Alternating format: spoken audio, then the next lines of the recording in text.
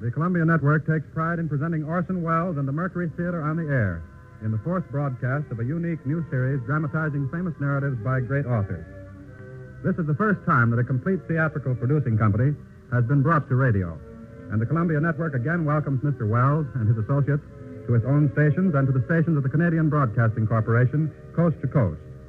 Every week, Orson Welles invites our listeners to suggest their favorite titles, and tonight the Mercury Theatre on the air presents 39 Steps by John Buchan, with Orson Welles as Richard Hannay and Marmaduke Jopley. Here is Orson Welles. Good evening, ladies and gentlemen. I cannot divulge the full name of the author of the 39 Steps. 7 university degrees and a title make him a gentleman and a scholar and also practically unpronounceable. I think you'd like to know, if you didn't, that it is the present Governor General of the Dominion of Canada and the first Baron of Tweedsmuir who perpetrated this tall and shamelessly exciting spy story about high doings in Scotland. Lord Tweedsmuir, who in private life is a publisher, is himself very properly a Scotchman, who regards the sensational diversity of his responsibilities with the special calm of his nation. I regard my business, he says, as my profession, writing as my amusement, and politics as my duty.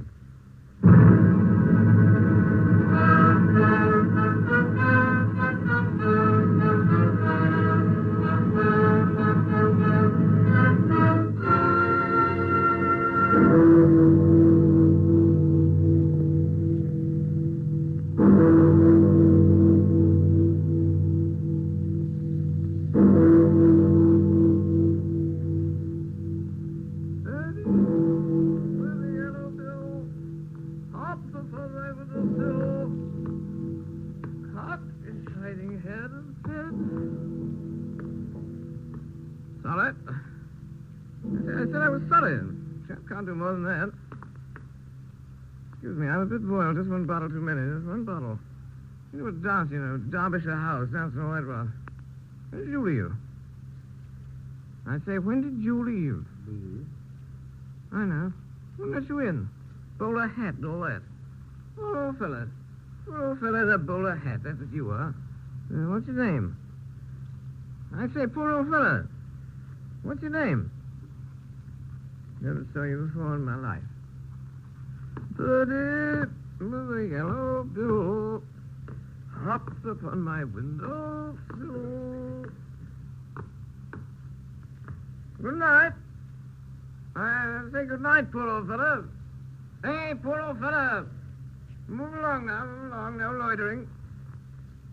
Cocked his shining head and said, ooh, the door's open. Mr. and Mrs. Otis Hartfield, Engeltwine, 50 by Tyne Twine. Richard Hannay, 2C. Richard Hannay, 2C. 2C, 2C, 2C. 2C. Richard Hannay. Hannay, wake up. It's Marmaduke. Good old Marmaduke. Marmaduke the early worm. Wake up. We're going to Scotland. My mother for the shooting. Good old shooting. Fishing. Good old fishing. Nothing like an early start. Say, Hannay. Hey, Hannay, your phone's ringing. Wake up and answer it. Hannay. Must be drunk. Daddy with a yellow bill hopped up on my windowsill, caught your shining head. Hello. You still there? Hey. You're a stranger, and I ought to tell you this, but you know what I saw up there? 2C. A woman. Shh. Just stand there in a bowler hat. I say, old chap, are you a bill collector? No. Don't stutter. Speak up. Then I'll tell you what I saw. An old lady in a tippet, just sitting there. All right, through the keyhole. I'm not ashamed. I looked through the keyhole, and there was this old lady sitting in a chair in Richard Hannay's apartment. And you know what? Her wig was crooked. And the phone kept ringing. And she didn't answer it. She just sat there with her eyes open.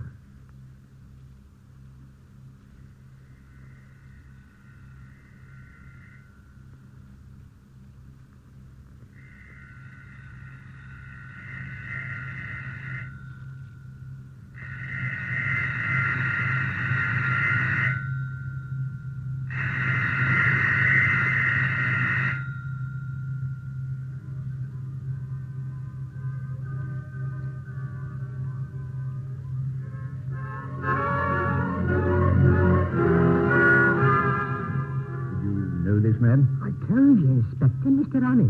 Mr. Richard Hannay. Honest, I reckon you're a bit of a sportsman, says he. I want you to lend me your cap and overall for 10 minutes and here's a sovereign for you.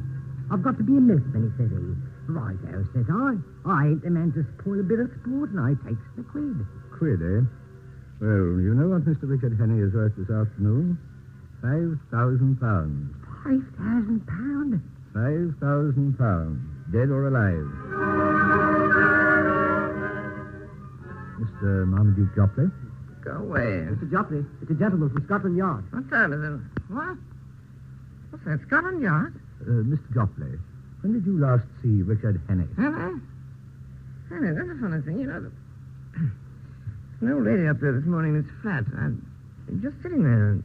She wouldn't answer the phone. Did you see Mr. Hannay? Yeah, just the old lady. She wouldn't answer the door, so I lifted the keyhole. And you know, Inspector, she was just sitting there with her eyes open. She would be, Mr. Jopley. She would be. She was dead.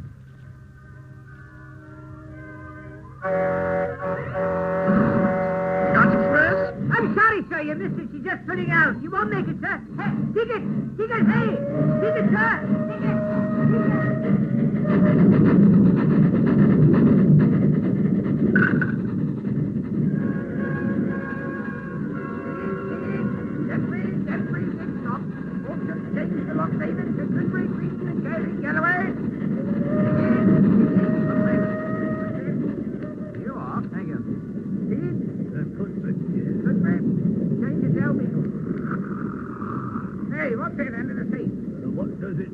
Sounds like a dog. Is that a dog you got there? It is a dog. All dogs are domestic animals traveling in passenger accommodations, Great Northern Railroad, New South travelers and risking liabilities. Change it down, Beetle. Ticket, lady. Come on, Charlie. What's the lease now? Here you are, sir. Cretan. 1 and a half. How old are you, Sonny? Charlie's 7. Just turned 7, ain't you, Charlie?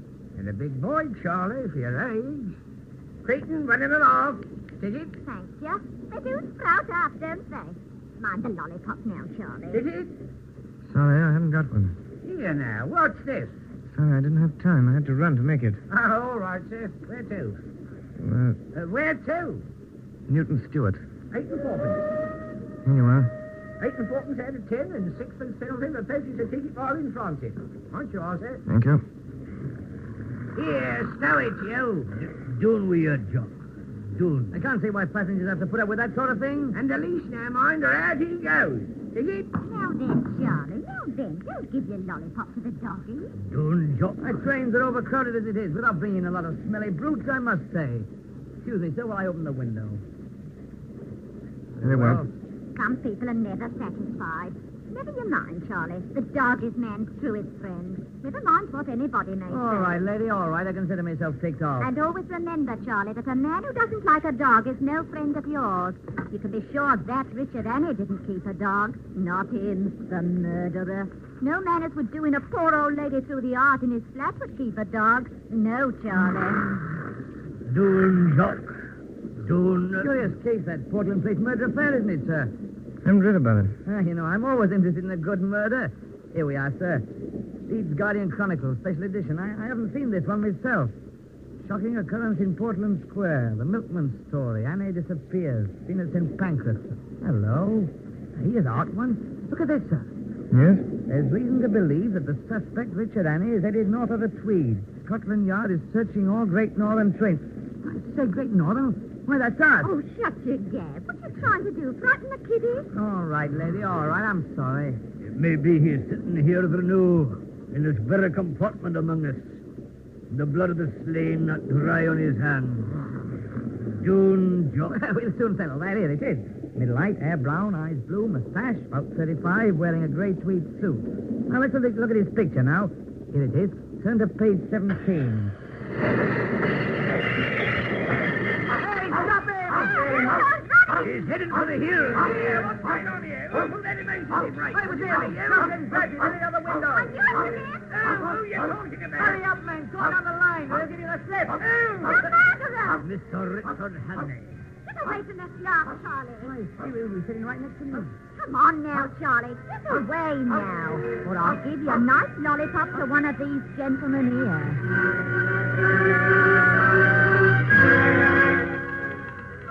Watched all roads, Richard Hannay. Wanted for Portland Place murder. Reported in stolen car. Large green Daimler speeding south.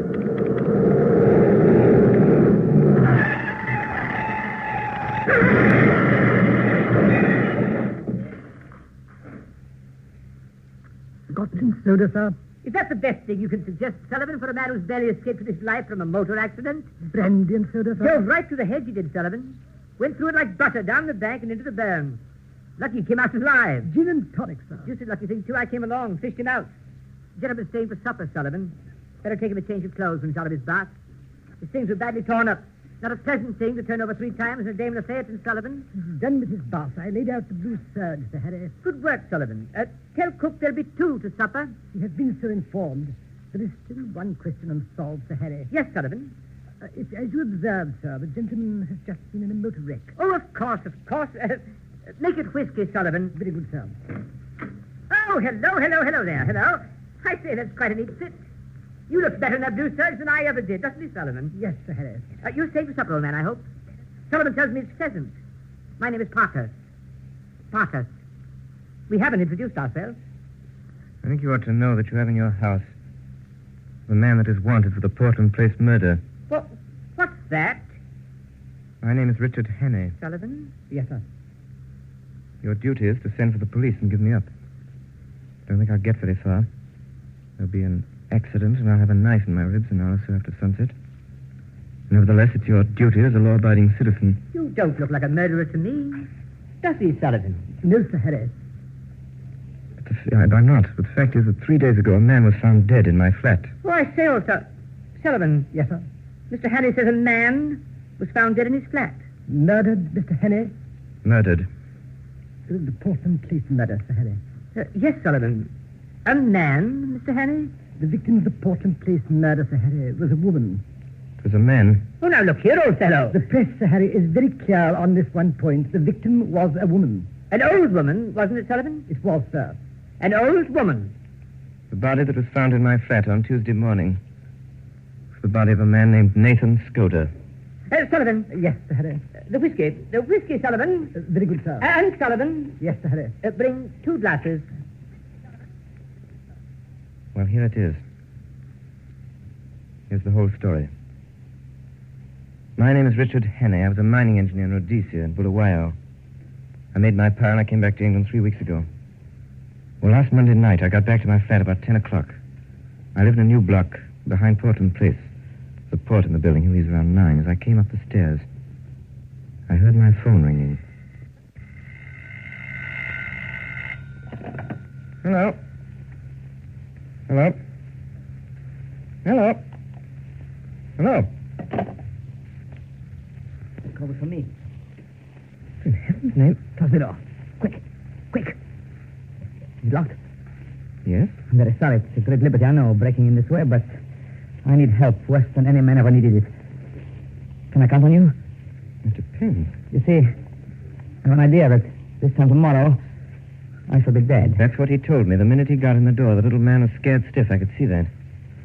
He carried a parcel under his arm, a brown paper parcel, and there was a trickle of blood on his left hand from a fresh cut across the knuckles. There's going to be a war. Now, wait a minute. That's what he told me, a war. And this war is going to come as a great surprise to Britain. Somebody's going to be murdered. He told me this Thursday, remember, Thursday night, in London on July 14th. That's 6 days from now. 3 days, I mean. A fellow called Carolidis, the Greek premier. He's booked. Nothing on earth can save him. But that's just the beginning. According to what this fellow told me, Carolidis isn't important, not in himself. It's what comes after he's dead. On July 15th, the chief of the French General Staff will be in London. On that day, the British Admiralty is to give him a complete statement of the disposition of the entire British fleet on mobilization. At least I gather it's something like that. Something uncommonly important. Now then, on the 15th of July, there will be others in London. I don't know who. He had a name for them. He called them the Black Stone. But somehow this information, those secrets about our fleet destined for France, will be diverted into their hands on that day, July 15th. And it will be used, remember, used a week or two later against England by our deadly foe with great guns and swift torpedoes suddenly in the darkness of a summer night. I know you don't believe this. I did when he told me. I do now. I noticed that while he was talking, he kept fingering a little black notebook which was full of writing. Some sort of code, it looked like. You may believe me or not, as you please. There it is. This is the fellow speaking. The fellow with the brown paper parcel and the cut across his knuckles. This is what he said. I worked months, years for this information. I got the first hint nearly 2 years ago in an inn on the Achensee in Tyrol. I collected my other clues in a first shop in the Galician quarter of Budapest, in a stranger's club in Vienna, in a little bookshop on the Ratnichstrasse in Leipzig. I completed my evidence 10 days ago in Paris. Until yesterday, I thought I had worked unobserved. Don't answer it. Don't answer it. For me. Those men calling for me to see if I'm here. Don't answer it. Mr. Hannay, let me show you something. Mr. Hannay, will you please turn up the light? Yes? Now, Mr. Hannay, come to the window. Look. Down there. I looked. For a moment, I saw nothing but the deserted street below. Then I noticed a man in a bowler hat standing in a doorway across the street.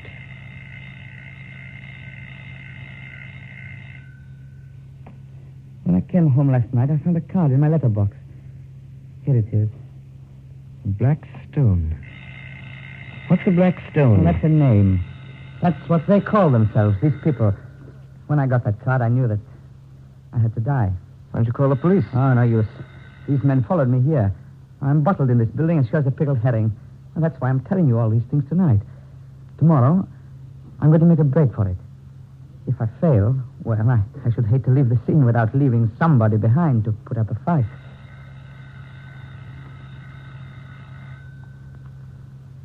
Well, I still didn't know what to make of the little chap, and it was getting late. I made him a bed in my smoking room. Good night. Good night. And in case I'm not here in the morning, I haven't the privilege of your name, sir, but let me tell you, you're a white man. Oh, I say, before you go to bed, I'll thank you to lend me a razor. I locked the door of my room. Finally, I fell asleep. I awoke before dawn, couldn't go to sleep again. I lit a cigarette and started to read. Then I noticed that the light in the smoking room was still on. I got up. I had a cigarette in my mouth, I remember. I pushed open the smoking room door. I saw something which made me drop my cigarette. Bolt upright in a chair by the window sat an old woman with her eyes open. There was a long knife through her heart which skewered her to the back of the chair. Skoda! Skoda! Skoda! There was no reply. Then I noticed three things. First, that this old woman's wig had fallen slightly askew. Second, that the brown paper parcel I'd noticed under Scudder's arm the night before was now lying open and empty on the table. Third, that across the knuckles of the old woman's left hand was a fresh, unhealed cut. From the limpness of the body, I estimated that Skoda had been dead for about 2 hours. I wondered what had happened to the little black book. I searched Skoda's body and found nothing. And I noticed the whole flat had been ransacked in the night. The insides of books, drawers, covered even the sideboard in the dining room. I shuttered and bolted every door and window in the flat. Skoda's story was true. The proof of it was lying under the tablecloth. The men who knew that he knew what he knew had found him and had made certain of his silence. His disguise had not saved him. I'd be the next to go. But suppose I went out now and called the police. What kind of a story could I tell about Skoda? If I told them the truth, they'd simply laugh at me. I'd be charged with murder. Best I could hope for was jail. And that was just where they wanted me. An English prison was as good a way of getting rid of me till after July 15th as a knife in my chest. I got on an atlas and looked at a big map of the British Isles. My notion was to get off some wild district, Some open space where my South African experience would be of some use to me. Some place where I'd be in safe hiding for 6 days, until July 15th. I decided Scotland would be the best. There was a train from St. Pancras at 7:10. I went to the window and looked out between the shutters. It was beginning to get light. I saw a man standing in the doorway. A man in a bowler hat. Then, a man in evening dress came down the street. He walked unsteadily. He caught sight of the man in the bowler hat and went over and spoke to him. Then he crossed the street and came into the house. In the vestibule... Sorry.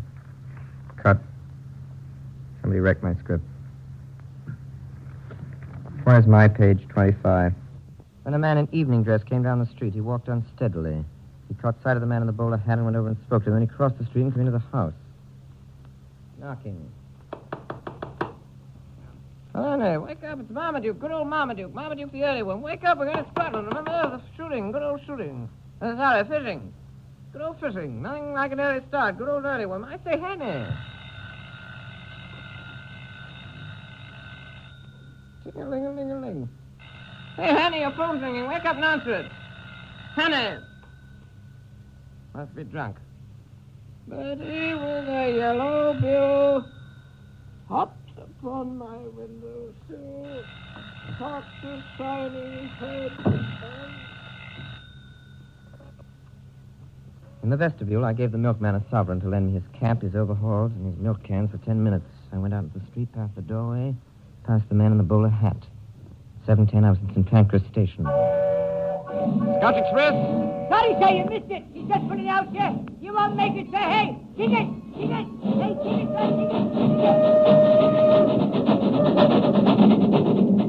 Sing it. Then freeze, next stop. All change the long name and Kicken, Break, Clayton, and Danny Getaway.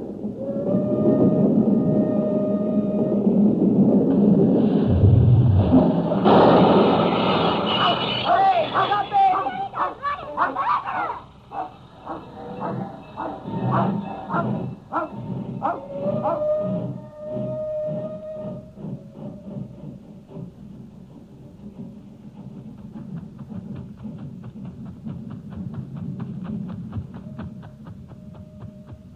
It was a good mile from the track before I stopped running. The moor was all around me. You couldn't have found a more peaceful landscape in the world. Yet at that moment, for the first time in my life, I felt the terror of the hunted on me. It wasn't the police I was afraid of, but the others who knew that I knew Skoda's secret and dared not let me live. They'd killed Skoda in my flat within a few yards of me. Now it was my turn. I didn't even know what these men looked like. I wish I'd listened more carefully to what Skoda had said about them. I think he said there were 3 of them. That one of them was young and dark, and one was plump, and one was old, and stammered sometimes when he spoke.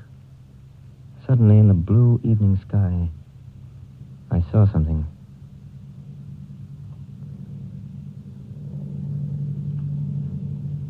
Low down in the south, a monoplane was climbing into the heavens.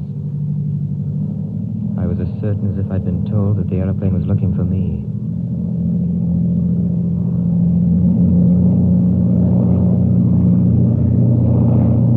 It flew low over the hilltops and then back over the valley.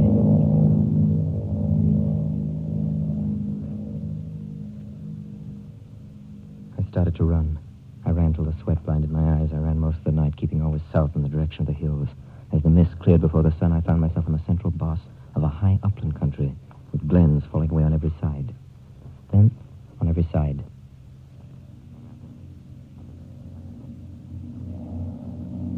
And I saw the monoplane again coming up from the east. It was flying high.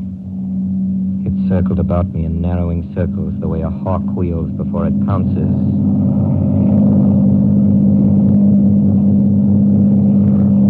Now, as it was flying quite low, the observer on board caught sight of me. I could see him looking at me through glasses.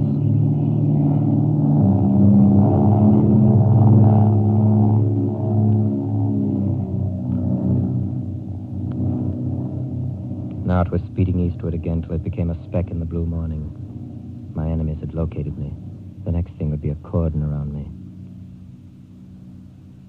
There wasn't even enough cover on the whole moor to hide a rat. I tossed a coin, heads right, tails left. Fell head, so I turned north. A little while I came to the brow of a ridge.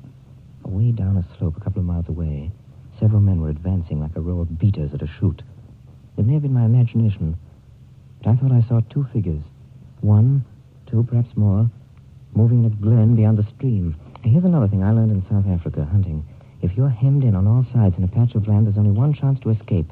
You must stay in the patch and let your enemies search it and not find you. That was good sense, but where on earth could I hide in that tablecloth of a place?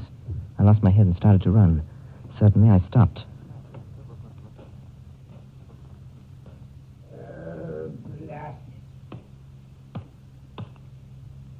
In a tiny bight of road, beside a heap of stones, I found a road mender. Hello. Miss, me head busting. I can't do it. Ain't for me bed. What seems to be the trouble? The trouble is that I'm a teetotaler. Not really. I am a strong teetotaler. I took the pledge last Martinmas and I hadn't touched a drop of whiskey since. What did it? A drink they call brandy. Last night, my daughter Moran was bedded. And I was nipping all day yesterday at this brandy. And I do I'll not be well for a fortnight. Well, why don't you go to bed? That's easy speaking. But I got a postcard yesterday evening saying a new road surveyor will be round today. He'll come and he'll know finally. Does the new surveyor know you? Not him. He's just been a week at the job. You go back to your bed and sleep in peace. I'll take on your job for today and see the surveyor, and he'll never know the difference. Lord, you're a billy. Here's my hammer. Goodbye, ma, and God bless you. Now, here, wait a minute. What's your name? My name's Alexander Turnbull. You better tell me a bit more about yourself if you want me to do a good job of this. My friends call me Specky, for I wear glasses. Just you speak the surveyor fair and call him sir, and he'll be well pleased. I'll be back at midday. I borrowed his spectacles and filthy old hat, borrowed to his false stump of a clay pipe, and then when he'd left, I set to work to dress for the part. I got my boots and trouser legs all white from the dust of the road, and I set to work on my face with a handful of dust. I made a watermark on my neck, rubbed a good deal of dirt also in my cheeks. You know, I've noticed that roadmen's eyes always look a little inflamed, so I got some dust into both of mine. The roadman had left his lunch behind him in a green tin and an odd copy of the Dumfries Gazette. I ate several of the thick slabs of cheese and drank a little of the cold tea. I bit and scraped my fingernails till the edges were all cracked and uneven. The men I was matched against would miss no detail. Then I went to work. I remember old Peter Pina, an old scout in Rhodesia, once telling me about the way to disguise yourself. He said the secret of playing a part was to think yourself into it.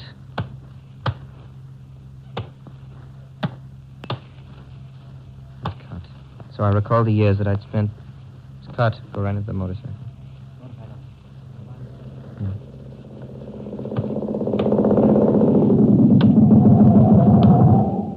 Are you the roadman here? I am. Are you Alexander Turnbull? I am. You have charge of the section? Aye. Good. A fair bit of road, Turnbull, and not badly engineered. A little soft about a mile off, and the edges what cleaning. See you look after that. Aye, sir. Good morning. You'll know me the next time you see me. I will not. Goodbye, love. So my disguise was good enough for the surveyor. The morning went by. Still no sign of my enemies.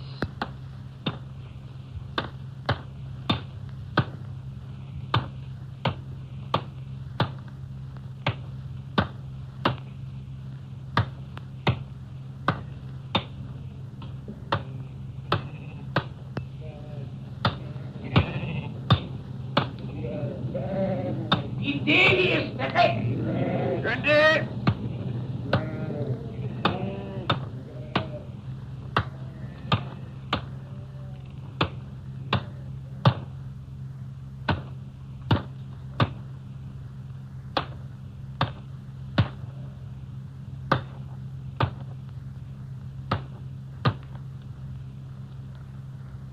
Just about midday, a big car drove down the hill. Drew up 100 yards down the road. Two men climbed out slowly as if to stretch their legs and sauntered towards me. One was lean and sharp and dark. The other was plump and smiling. Morning. A fine, easy job of yours. I'd rather hear you're sitting a day in your hinterlands on the cushions. You get your papers in good time. He was looking down at the Dumfries Gazette lying beside Turnbull's lunch tin. I'd noticed earlier that there was a front-page story about the Portland Place murder.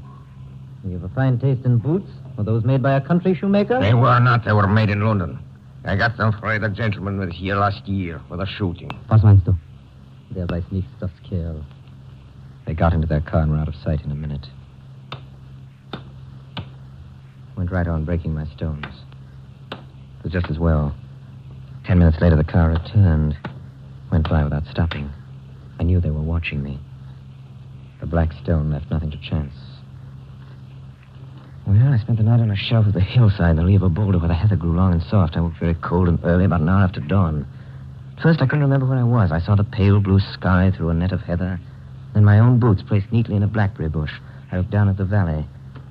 There were men below, police they looked like, not more than a quarter of a mile off, spaced out on the hillside like a fan, beating the heather. Hey, Joe! Hey! Now, here! Station break. You're listening to the Columbia Network's presentation of Orson Welles and the Mercury Theatre in John Buchan's 39 Steps. We shall resume the story in a moment. This is the Columbia Broadcasting System. The Columbia Network is presenting 39 Steps by John Buchan. And now the Mercury Theatre resumes the story with Orson Welles as Richard Hannay and Marmaduke Jopley. Hey, Joe! More here! Where? Up there! Didn't you see him? Yes, that's him! Hey, look! Look! There he is up there! We were playing hare and hounds. Soon it began to seem less of a game. The police had evidently called in local herds of gamekeepers. These fellows are hefty men on their native heath. Looking back, I saw that only 3 were following me. The others had fetched a circuit to cut me off. I crossed a burn and came out on a road which seemed to be kept with some care. A few hundred yards to my left, I saw the chimneys of a house smoking. There's a veranda in front of the house, and through the glass I saw the face of an elderly gentleman, meekly watching me.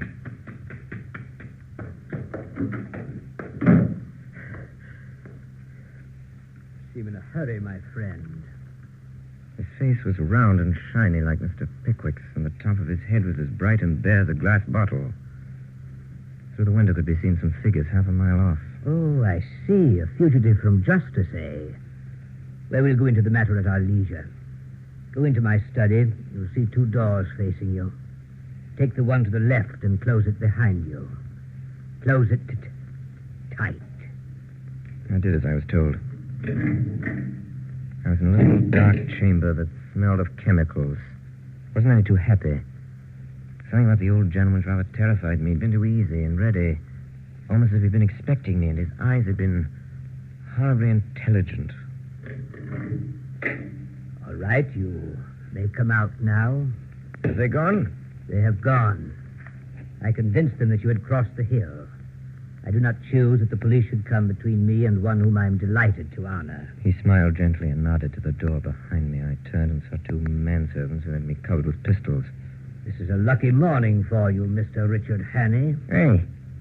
Hey, what's going on here? How are you calling Richard Hannay? My name's Ainsley. So? Oh, but of course you have many names. We won't quarrel about a name, Mr. Hannay. No, I suppose you're going to give me up after all. And a low, dirty trick, I call it. My God, I wish I'd never seen that cursed money. Here it is, and be damned to you. You are a clever actor, Mr. Hannay, but not quite clever enough. Oh, no, I shall not give you up. My friends and I will have a little private settlement with you tonight. Now, for God's sake, stop jawing. Everything's against me. What's the harm in a poor devil with an empty stomach picking up some money he finds in a lost pocketbook? That's all I've done. For that, I've been chivied for 2 days for these blasted bobbies over these blasted hills. I could see the dawning of a doubt in his mind. I tell you, I'm fair sick of it. Will you oblige me with the story of your recent doings, Mr. Hannay? I can't, Governor. I've not had a bit to eat for 2 days. Give me a mouthful of food, then you'll hear God's truth. You're a good liar, Hannay. I do not propose to let you go. If you are what you say you are, you will soon have a chance of clearing yourself. If you're what I think you are, I don't think you will see the light much longer. Is your ring, sir? Draußen einschließen, bis Sie zurückkommen? Ja. I want the Daimler in 5 minutes. There will be 3 to dinner. Goodbye, Mr. Hannay. We will meet again tonight. I marched out of the room with a pistol in the small of my back. It was a risk. It was small of my back. They locked me up again in the dark chamber that smelled of chemicals. It was black as pitch. Made out that the walls were lined with boxes and barrels and sacks of some heavy stuff. The old boy had gone off in a car to collect his friends. They'd be back soon. Probably the two who'd interviewed me yesterday, the plump one and the dark, thin one. As I figured it out, I had just about 2 hours longer to live. I thought of Skoda in the dress of an old woman, sitting in that chair by the window with his eyes open. I got up and started moving around the room again. I found a handle in the wall, the door of a cupboard of some sort. In the cupboard, there were bottles and cases of queer-smelling stuff and coils of fine copper wire. There was a box of detonators and a lot of cord for fuses. Also, half a dozen little gray bricks. I took up one and smelled it and put my tongue to it. I've been a mining engineer for nothing. I know letonite when I see it. It was a risk. But if I didn't take it, I'd probably be occupying a 6-foot hole in the garden by evening anyhow. I took a quarter of a letonite brick and buried it near the door. And I got a detonator and a couple of feet of fuse. Then I lit a match.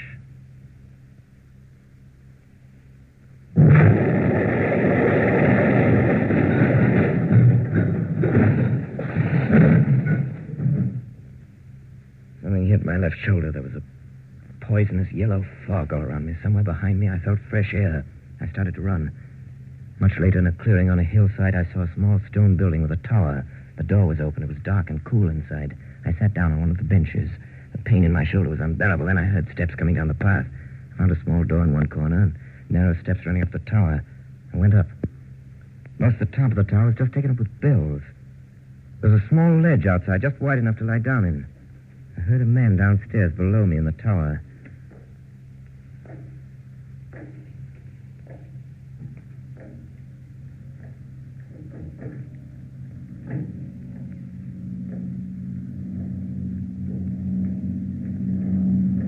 I lay there with a burning head and the sun glaring in my face. Right above me was the monoplane. They couldn't have missed me lying there on the open ledge. They knew where I was. Soon they'd come back for me. Oh, sorry. I read it wrong. They knew where I was. Soon they'd come back for me. Then, suddenly, right under me...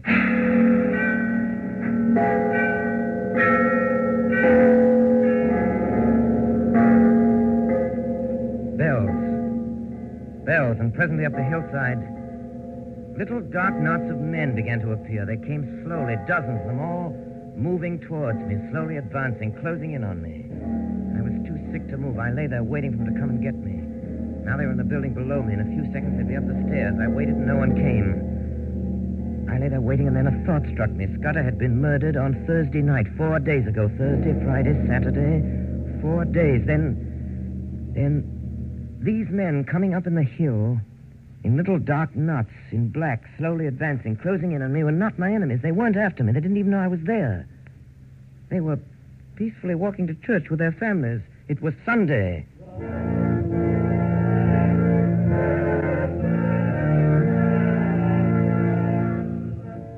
Presently, a large, green, open Daimler drove up. 3 men got out. My plump friend, the professor, and the dark young man. I could see them looking up at my tower. 2 of them went into the church. The thin man stayed in the car. I waited.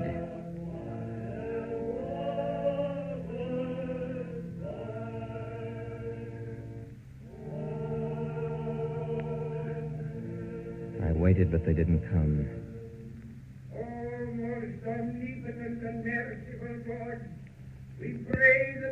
The service had just begun. That gave me about an hour. There was an old iron drain pipe running along the corner of the tower.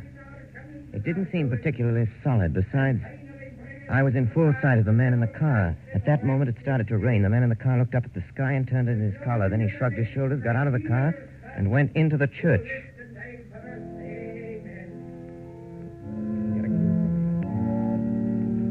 I started down the side of the tower. Halfway down, my foot slipped and I fell. The ground was soft. I got up and went over to the car and drove off.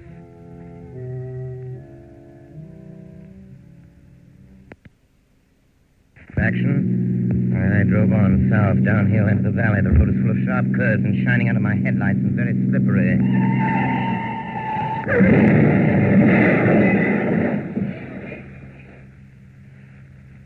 soda, sir? Yes, that's right, Sullivan. Mr. Hannay, I may talk like an ass most of the time, but I can size up a man. Whiskey, Mr. Hannay. Thanks, Sullivan. Pour it, will you? 2 stiff ones. Very good, sir. Well, Hannay, you're no murderer and you're no fool. And I believe you're speaking the truth. I'm going to back you up. Now, what can I do? I've got to get in touch with the government sometime before June 15th. That's the day after tomorrow, if you can help me. All right, I will. The permanent secretary at the Foreign Office is my godfather and one of the best going. He's down at his cottage in the country, trout fishing. If you start early tomorrow morning... Sullivan. Yes, Sir Harry. Have the station wagon here at 6 in the morning. Yes, sir. And reserve a compartment on the Southern Express. Yes, sir. Oh, and Sullivan. Yes, Sir Harry. Send a telegram to Sir Walter. Yes, sir. If a man called Hannay... Better not use my real name. Right you are. If a man called, Sullivan, you will think of a name for Mr. Hannay? Yes, sir. A short name, sir. Yes, Sullivan. And British, of course, sir. Oh, yes, Sullivan. You can count on me, sir.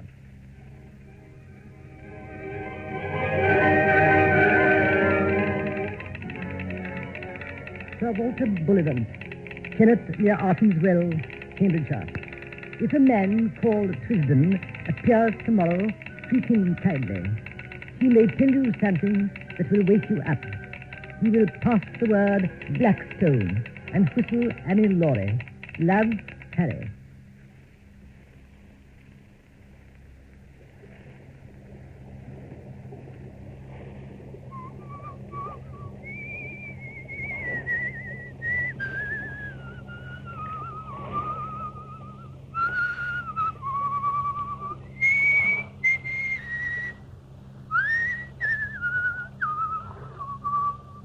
A little stream, isn't it? Yes, sir. I'll back our Kenneth for trout fishing against any river in England. Look at that big fellow there. 4 pounds if he's an ounce. I don't see him. Look, there. A yard from the reeds, just above that stickle. It must be a Blackstone. Yes.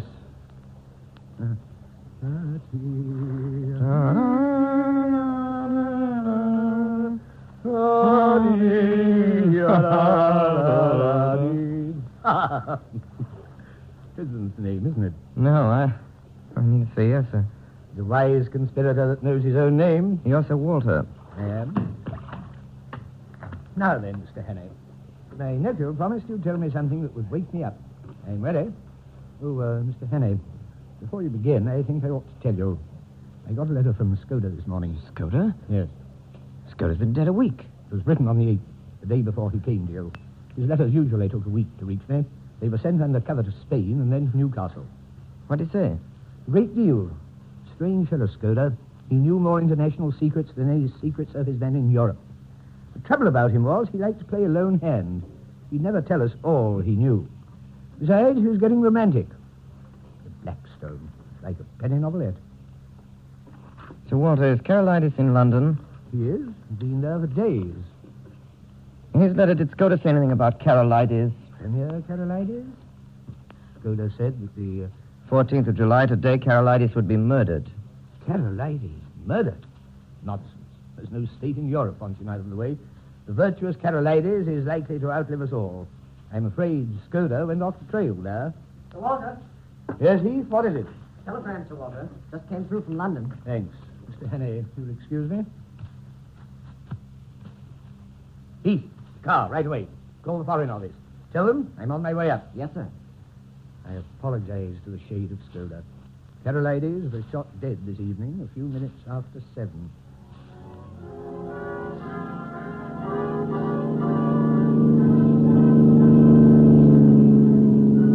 It begins to look like war, Mr. Hannay. What about our naval plans, Sir Walter? You know what Skoda said about them? He said tomorrow, July 15th. We're taking no chances, Mr. Hannay. General Defoe, chief of the French General Staff, arrived in London at 5 today. He dines with the Prime Minister, and then he goes to the Foreign Office, where 4 people will see him. Whittaker from the Admiralty, myself, Sir Arthur Drew, and General Winstanley. Lord Stirling may be there, but you never know about him. He gets more erratic every day. The Foreign Office, General Defoe, will get a certain document from Whittaker. After that, he'll be motored to Portsmouth, where a destroyer will take him to Havre. He won't be left unattended for a moment till he's safe in Paris. Same with Whittaker, till the papers are out of his hands. And I don't mind admitting I'm horribly nervous. If those plans were stolen, could the disposition be changed? We can't make any serious change in those dispositions, Mr. Hannay, unless we alter the geography of England.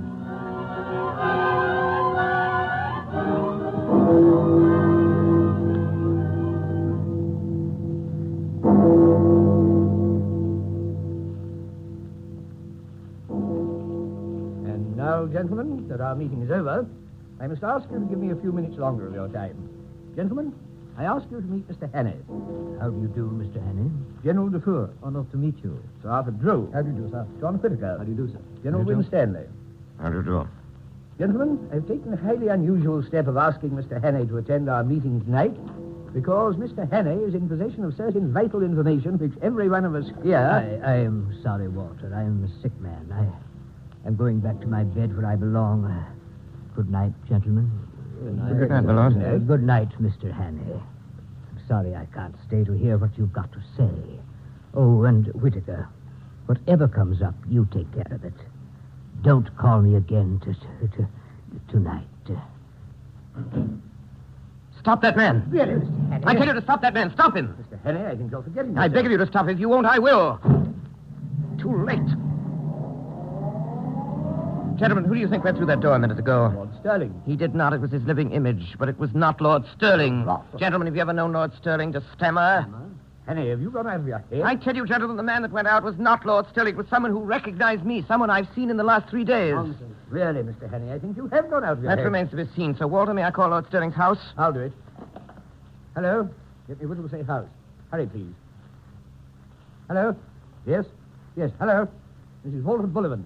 Will you ask Lord Sterling to call me the minute he gets home? What? What's that? Are you sure? I see. Thank you. Lord Sterling hasn't been out of his bed all day. He went to sleep at 6 and woke up a few minutes ago. Well then. What is it? The Black Stone. Oh, but it's madness. Do you mean to tell me that man came here and sat beside me for the best part of an hour, and I didn't detect the imposture? My old chief? You were too interested in other things to have the use of your eyes. You took Lord Sterling for granted. If it had been anybody else, you might have looked more closely. The thing that puzzles me is, well, what good will his visit here do? That's the spy fellow. Here are the plans right here on this table. He couldn't carry away several pages of figures and strange names in his head. Yes, he could. A trained spy has a photographic memory. You noticed he said nothing, but went through those papers again and again. Those plans are as lost to us as if he had them in his pocket. Give me the Home Office. Port Division. Have every port watched, every outgoing steamer checked, and we haven't a rag of a clue. I wonder. It's got a little black book. It's in code, except for one sentence scrawled over the last page. Scoter knew where those fellows would hide. He knew when and where they were going to leave the country. I wonder if in that sentence... What is it? Let's hear it. 39 steps. I counted them. High tide, 10:17 p.m. 39 steps. That is a clue, don't you see? It's the place where they're going to leave from. Tomorrow was the day, and it was someplace where high tide was at 10:17. There are at least 100 places in England where the tide's high at 10:17 tomorrow. They may have gone tonight. Not they. They have their own secret plans, and they won't be hurried. 39 steps. What does he mean by steps? Dock steps. He would have mentioned their number. It must be a place where there's more than one set of stairs. Home Office. Department of Transportation. Hello. Bullivant speaking. I say, is there any regular steamer leaving for the continent at 10:17 p.m.? Look it up. What? You sure? Thanks. There's no regular steamer sailing for the continent at 10:17 p.m. from anywhere. There must be a private boat and a little port. That explains why the tide's important. Hello. Give me the Admiralty. Hello. Walter Bullivant speaking. Hello, Jenkins. What places do you know along the East Coast where there are cliffs and where several sets of steps run down to the beach? Yes, I mean steps, regular staircases. What's that? Place in Norfolk? Rattlesham? On a golf course? No, that's not it. No, marine piers won't do either. Has to be more retired than that. What? Where else? Think, man, think. It's important. What's that? What do you call it? The Rough. Listen to this, A big, short headland in Kent, close to Bradgate. Sir Arthur, look up the Admiralty tide table, Bradgate. Kent. Yes. A lot of villas on top of a cliff, and some of the houses have staircases down to a private beach. Hurry, Sir Arthur. Here, listen to this. Bradgate. High tide, July the 15th, 10:17 p.m.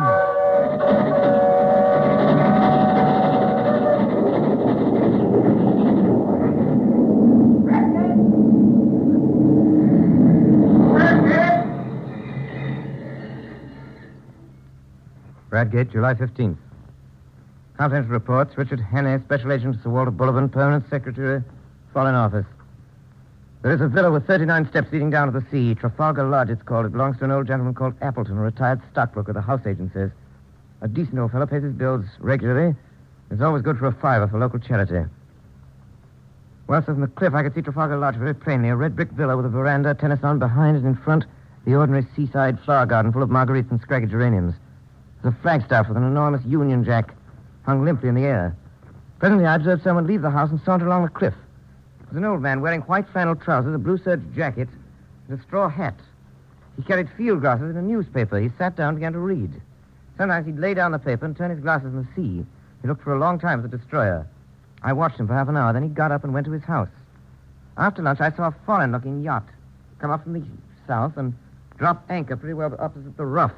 Later in the afternoon, a British destroyer came in. I found a place in an empty garden next door to Trafalgar Lodge, and from there I had a full view of the tennis court on which two men were playing tennis. I could hear their voices. One was the old man I'd already seen. The other was a younger fellow. They played with tremendous zest, like two city gents getting a workout. You couldn't conceive a more innocent spectacle. Ready? Good service. 15 all.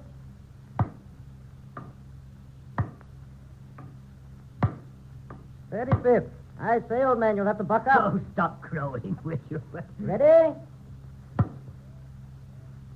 45th. Set point. Net. 2 more. Game.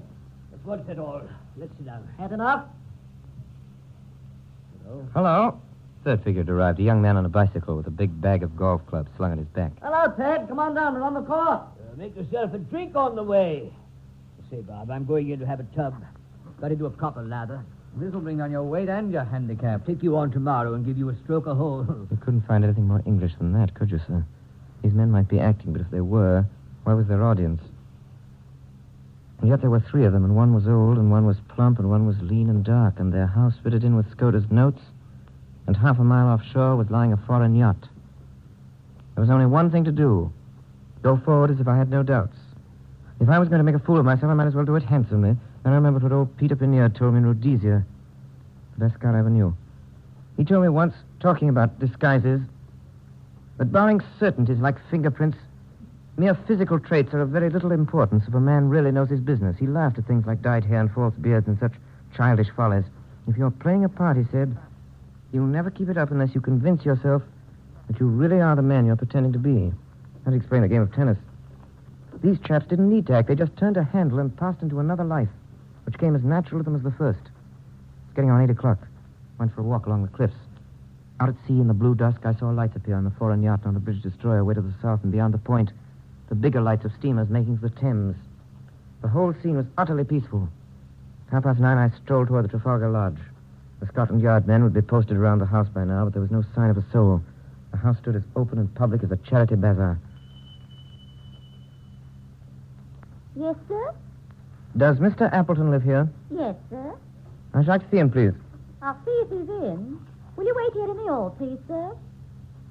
Once I found myself in a neat hall. There were the golf clubs and tennis rackets and all the things you'll find in 10,000 British homes. There was a grandfather clock ticking, a barometer, and a print of Chiltern winning the Grand National. What name shall I say, sir? Hannay. Will you come this way, please, sir? Mr. Hannay. The old man rose to meet me. He was in evening dress. So was the plump one. The third, the dark one, wore a blue serge suit and the colors of some club or school. Mr. Hannay, you wish to see me? One moment, you fellows. I'll join you. Better go to the smoking room, Mr. Hannay. We'll stay here. I think we've met before, and I guess you know my business. Maybe, sir, maybe. I haven't a very good memory. I'm afraid you must tell me your errand, for I really don't know it. Well, then, I've come to tell you that the game's up. I have a warrant here for the arrest of you 3. Arrest? Really? Arrest? Good Lord, what for? For the murder of Franklin Scudder in London on the 8th day of this month. Why, I never heard the name before. Good heavens, you must be mad, sir. Where'd you come from? Scotland Yard. Oh, don't get flustered, Uncle. It's all a ridiculous mistake. These things happen sometimes. We can easily set it right. Well, I can show that I was out of the country on the 8th, and Bob was down here. You were in London, but well, you can explain what you were doing. Right, Francie. Of course, that's easy enough. The 8th, last Thursday. Why, that was the day after Agatha's wedding. Let me see, what was I doing? I came up in the morning from Woking and lunched at the club with Charlie Simmons. Then, oh, yes, I dined at the City Hall, for the punch didn't agree with me. I was seedy the next morning. Hang it all, there's the cigar box I brought back from the dinner. I think, sir, you'll see you're mistaken. We want to assist the law like all Englishmen. And we do not want Scotland Yard to be making fools of themselves. That's so, Uncle. Certainly, Bob. Certainly. We'll do anything in our power to assist the authorities, but this is a bit too much. I can't get over it. Think what Aunt Nellie will say. She always said you'd die of boredom because nothing ever happened to you, and now you've got it thick and strong. Why, that's wonderful. So, yes, just think of it. What a story to tell at the club. Really, Mr. Hannay, I suppose I should be angry to show my innocence, but it's too funny. I almost forgive you the fright you gave me. You looked so glum, I thought I might have been walking in my sleep and killing people like Jack the Ripper. Couldn't be acting. It was too confounded genuine. My heart went into my boots. My first impulse was to apologize and clear out. The light from the dinner table candlestick is not too good. I walked the door and switched on the electric light. Then a sudden glare made them blink, and I stood scanning the three faces. Well, I made nothing of it. One was old and bald, one was stout, one was dark and thin. That's all I could tell. Perhaps there were three men who had hunted me in Scotland. Perhaps they weren't. There was a silver cigarette box on the table beside me, and I saw that it had been won by Percy Appleton, Esquire, of the St. Bede's Club in a golf tournament. Well, are you reassured by your scrutiny? I hope you'll find it consistent with your duty to drop this ridiculous business, Mr. Hannay. I make no complaint, but you see how annoying it must be to respectable people. Are you going to drop it? No. Oh, Lord, this is a bit too thick. Do you propose to march us off to the police station? I have the right to ask to see your warrant, you know, but I don't wish to cast any aspersions upon you, sir. You're only doing your duty. But you will admit it's horribly awkward. Well, what do you propose to do? I vote we have a game of billiards. It'll give Mr. Hannay time to think things over, show him there's no ill feeling. You play, sir? Yes, I play. The billiard room is downstairs, Mr. Hannay. Why don't you two start? We'll finish our cigars and come down later. I'd rather we went down together, Mr. Appleton. Well, if you insist. What a stubborn man you are, Mr. Hannay. We went to the billiard room. I followed them downstairs in a kind of dream. The billiard room had a large window which looked out on the cliff. The window was open and the moon was flooding the cliffs and sea with a great tide of yellow light. Choose your cue, sir. Thanks. Strain or spot, sir? Spot. Chalk? Thanks. How about a few practice shots?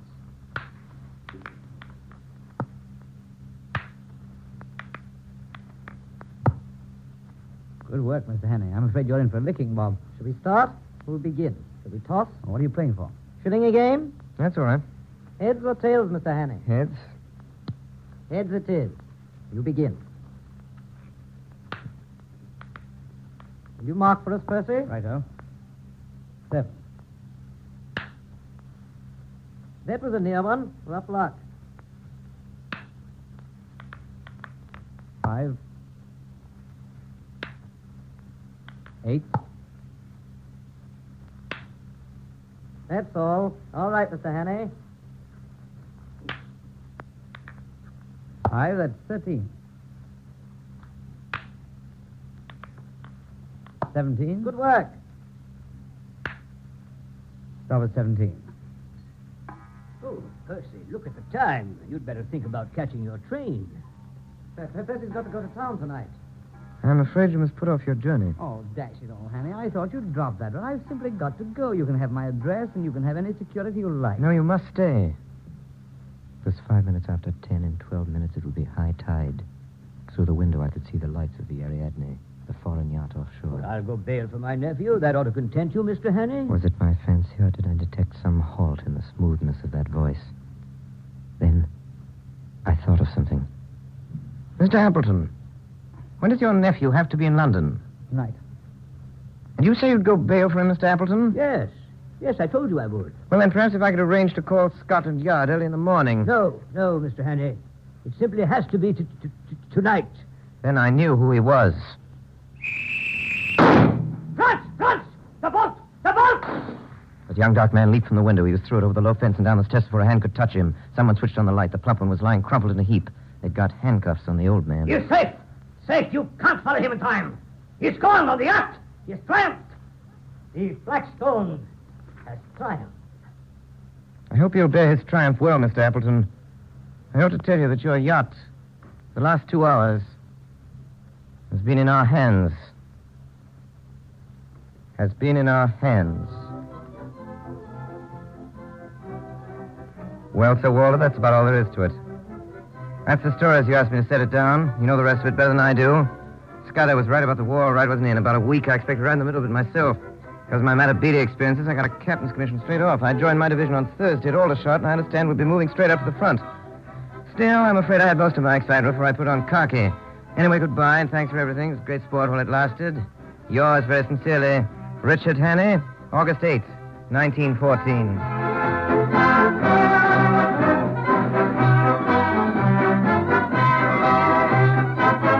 Tonight, the Columbia Network has brought you Orson Welles and the Mercury Theatre on the air in 39 Steps by John Buchan.